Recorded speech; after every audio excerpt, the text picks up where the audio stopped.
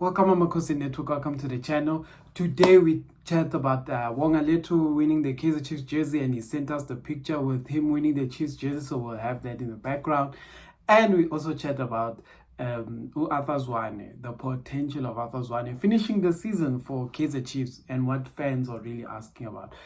But before we get into it, please like, comment, and subscribe. And thank you for the support, everyone. Thank you. We're almost at 3K subscribers. Thank you so much. But let's get to it, and please subscribe. Over 90% of you have not subscribed, guys. Come on. So anyway, let's get to it. Zwane possibly being the Kaizer Chiefs coach for the rest of the season. Before we get into that, here is Wongaletu. Congratulations, Wongaletu, for winning the Kaizer Chiefs Skipa. There was a competition we ran, and Wongaletu won that competition. And when I said, guys, be serious, there's a jersey up for grabs. Please, guys, this is what we try to push. Hopefully, we can do more of these things going into the future when the channel starts making money, etc., etc. So we never know. So thank you for that. But let's get into it. Zwane.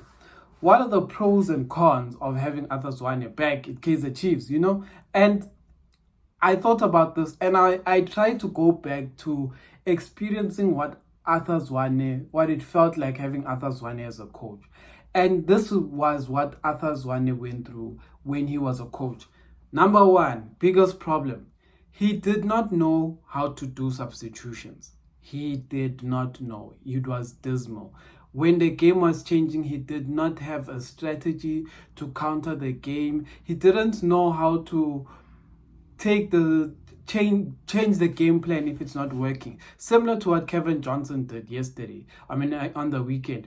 When the team decided that they're going to sit back, instead of sacrificing one defender, having three defenders, and then having all attackers, he decided he's going to put in Abon Jabule Ngobo and Abo Mat to do what? Anyway.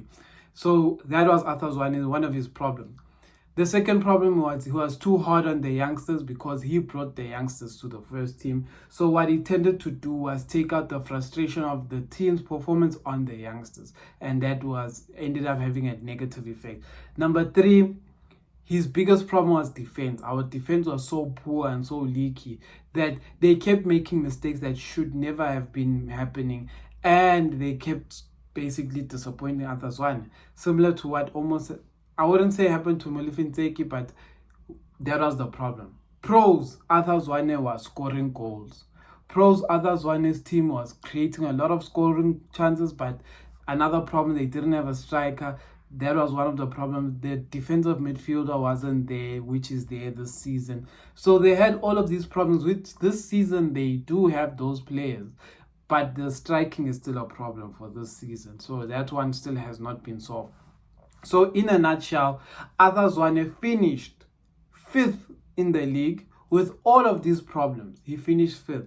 He somehow was able to counter all of these bad things that was happening. On top of not having a good assistant coach in Dylan Shepherd, all of those things, he managed to counter it and still do well. So those are the pros things that he had.